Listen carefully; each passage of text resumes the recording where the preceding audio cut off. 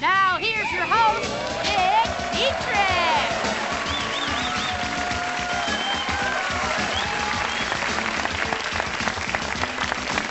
Thank you very much. What a nice welcome. Thank you very much. Folks, tonight we're going to meet two people who have two completely different opinions as to whether or not the environment is in danger. And on this subject, like most subjects, I don't have an opinion. But my first guest does. She's a real outdoorsy gal. She likes to wear hiking boots and flannel shirts, but surprisingly, she's not a lesbian. Please welcome Nancy Kornhoser. Give her a hand.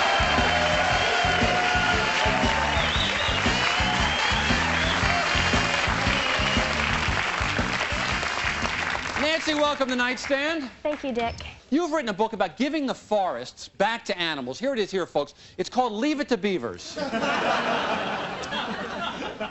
Now, I didn't actually read the book, but I did listen to the book tape as read by Ted Kaczynski. And in it, you say, and I want to get this right, I want to read this. Lobbies in Washington are systematically appropriating forest land through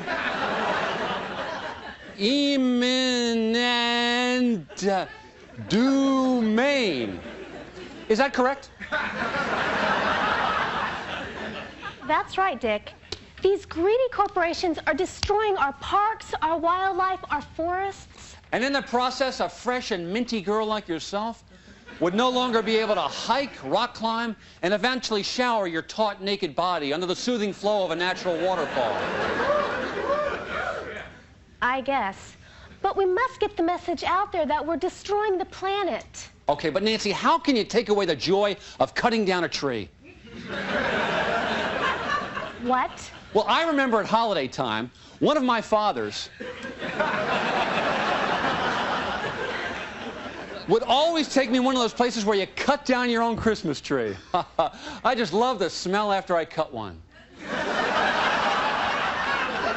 Dick, I'm talking about the lumber companies who are destroying the forests. When they do that, the animals that live there have no place to go. Well, can't they just move to another forest? No, Dick, it's their only home.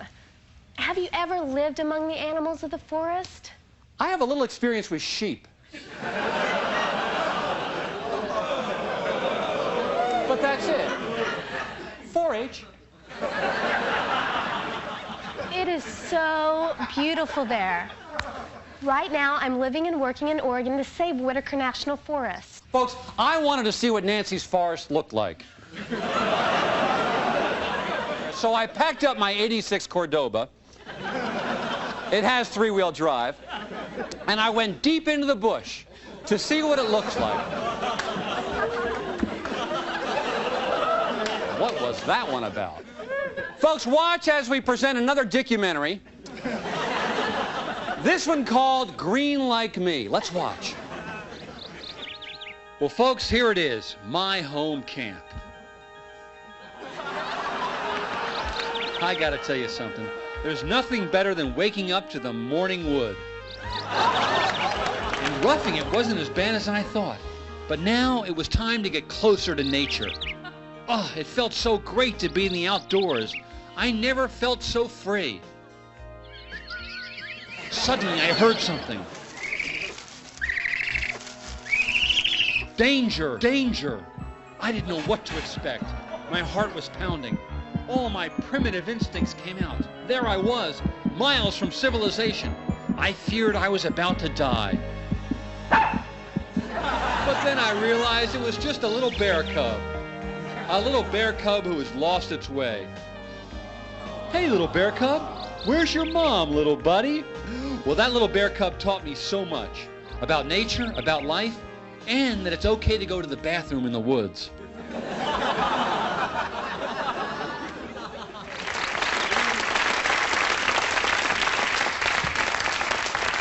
Thank you very much. I'm very proud of that film. You know, I think that film proved. That film didn't prove a thing. Don't you know the difference between a bear and a Cocker Spaniel? No, but I love these. What's the difference between a bear and a Cocker Spaniel?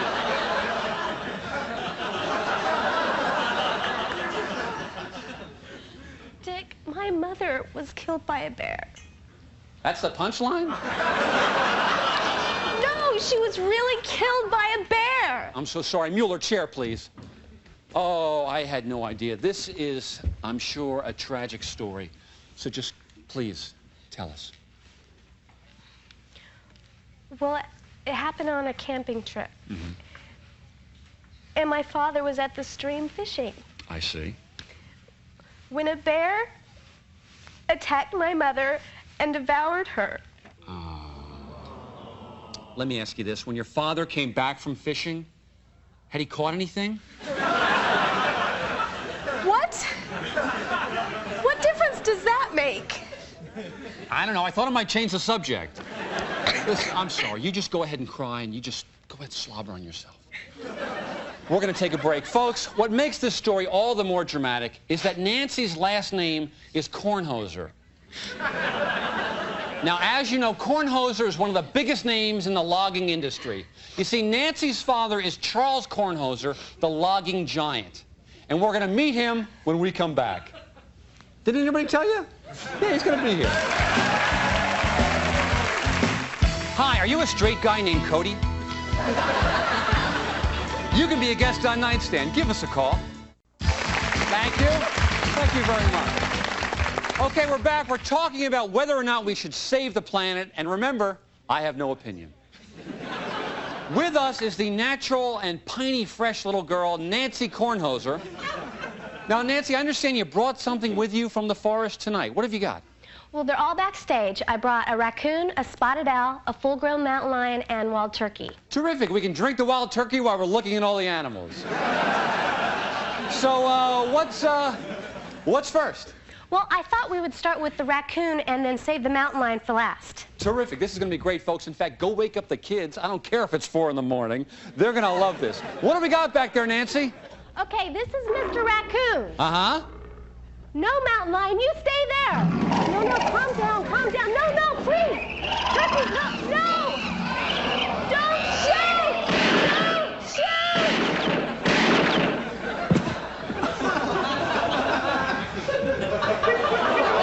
Oh, no.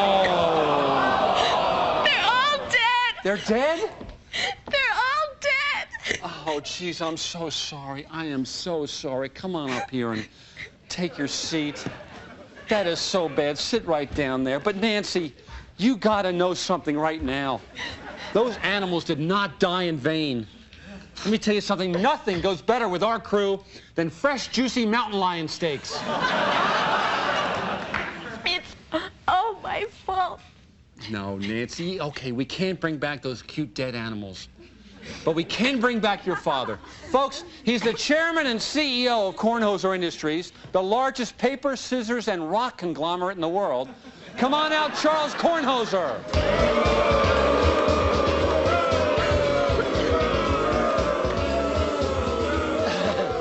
Mr. Kornhoser, welcome. Not the friendliest welcome to you, though, sir. Ah, that's all right, Dick. I'm used to that kind of response. Why don't you call me Chuck? Okay, Chuck. Now, lumber companies have always been painted as the bad guys. Anyone who rapes the natural habitat is a bad guy. Oh, Chuck, strong words, especially coming from your own daughter. No, as a matter of fact, Dick, I feel very sorry for my daughter. As you know, her mother died when she was just a child, and I had to put Nancy into a boarding school, and she's always resented that. So now she takes out her anger toward me on my business. Oh, come on, Father. The simple fact is that your greedy industry has destroyed millions of acres of forest land. Oh, please, my greedy industry has employed thousands of hard-working Americans. Yes, in fact, one of them is here tonight. Yes, sir, stand up. You have a comment. Dick, my name's Earl Jackson, and I'm a lumberjack. Yeah. And I'm here to say if this woman wins this battle, I'm out of work. How can I support my wife? And I assume your wife is watching at home. No, she's right here. Stand up, honey. Here I am, Dick. If my husband don't have a job, we can't have meat on the table. He puts meat on the table? Yeah. Well, I think I just became a vegetarian. We can't feed the poor little children we had together. They'll go hungry. Exactly, Dick. And if your children don't eat, they won't have the strength to sit on the porch and play the banjo. That's it. That's correct. Okay, well, thanks for being here, Mr. and Mrs. Jackson. Dick, the lumber companies are only interested in chopping down trees for a profit. Oh, listen, we plant more trees per year than any other company in the world. Yeah, only so you can chop them down again. That's recycling, honey. Oh, boy, here it goes. The age-old battle between a father and the daughter he carried and gave birth to. Look at him. We'll be right back.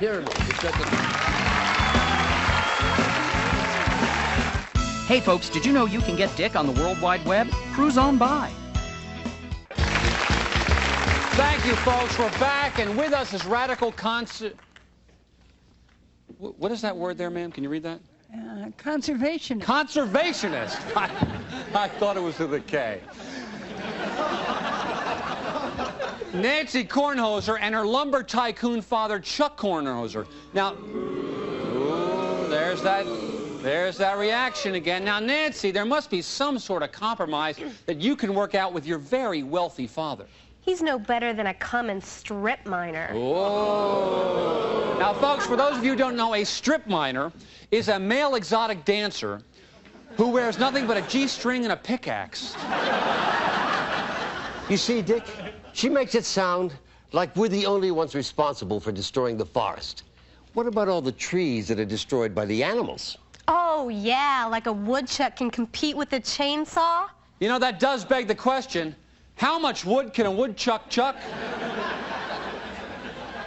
If a woodchuck could chuck wood, Chuck? Well, someone who might be able to answer that question is the foreman for Kornhoser Industries. Give him a hand. Come on out, Stone Mason.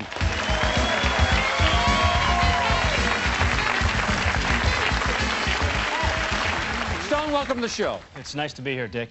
Now, you work for Mr. Kornhoser in the Forest Division. That's right. I'm a branch representative. Well, I don't think I'd be going on a limb here if I said you're a good-looking Joe. You ever done any strip mining? Strip mining, why? Well, I mention that because looking at you, I realized the village people should have had a woodsman.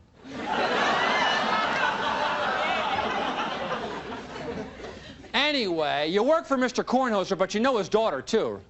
Yes, I do. Oh, you bet he does. Every time she stages one of her demonstrations or chains herself to a tree, Stone here is the one who has to call the cops and handle the media. Ah, so he's a valuable employee. Oh, he's more than that, Dick. He's like a son to me.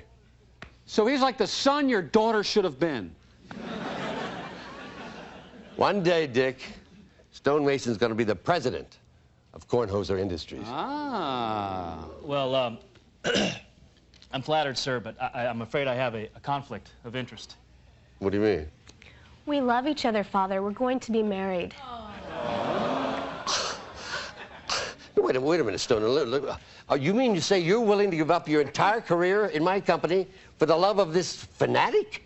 Sir, she's taught me the importance of ecology and wildlife preservation. I would sacrifice all of your forests for one little beaver. Oh, no, people. Oh, we're pathetic. We're talking about the furry little creature. I can't believe this. I lost my wife, my little girl, and now the son my daughter should have been. I'm a failure. Come on, Chuck, you're not a failure. You may not have happiness, but you got millions and millions of dollars. Dick, money can't buy the things that I really care about. My life is destroyed. Well, now you know how the little beavers feel. Is that true, Chuck? Do you know how they feel? No. No, I hate animals. I hate them. And everything they stand for. They killed your mother. Well, if I can forgive the bear, why can't you? Oh, even if I could forgive the bear, I could never forgive myself. Daddy, what are you talking about? I know what he's talking about. He ate your mother. No, but I was responsible for her death. You know what, folks? I sense a confession about to happen. This happens on our show a lot. It's very difficult for you. I want you to take your time and you just let your feelings out. This is the hardest thing that I've ever had to do. Excuse me 1 second. Let me just interrupt you 1 second. Dennis, I'm thinking it's going to play great on camera 4, okay? I'm sorry. This is the hardest thing I've ever had. I'm sorry. Dennis, you were right. Camera 3, you were right.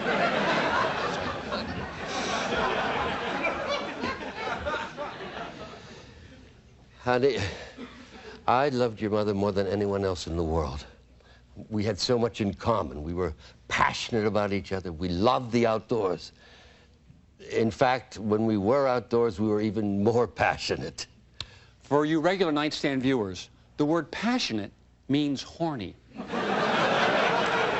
I'm sorry, go ahead. Well, your mother and I went on a camping trip. And, well, the minute we got to the campsite, your mother and I became very horny.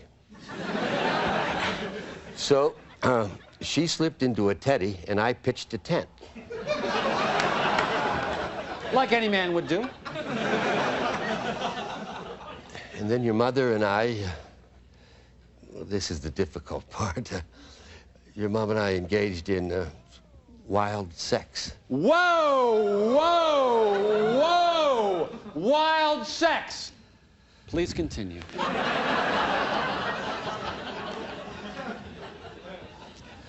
Well, then I did something that your mother always loved.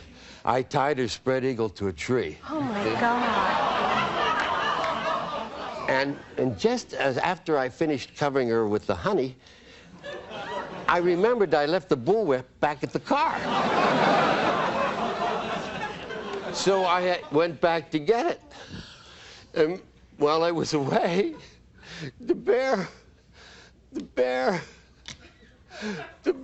came over the mountain. The bear came over the mountain? The bear came over the mountain. To see what he could see? To see what he could see. So the bear came over the mountain to see what he could see. Please continue. By the time I got back to the campsite, that bear had already licked all the honey off your mother. But no, he wasn't content to let it go at that. Honey, you know, your mother had never been with anybody besides me until that bear. So the bear had your wife and ate her too.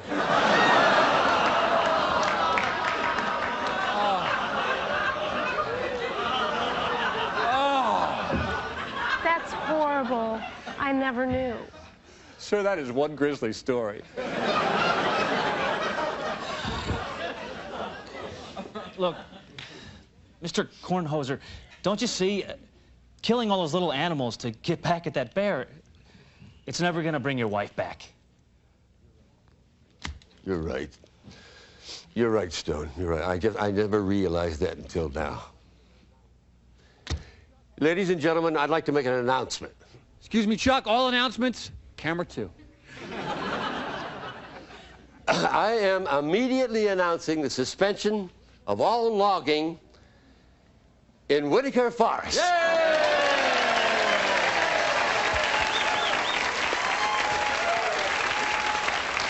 And as for you two, you have my blessing. Welcome back. Thank you, sir.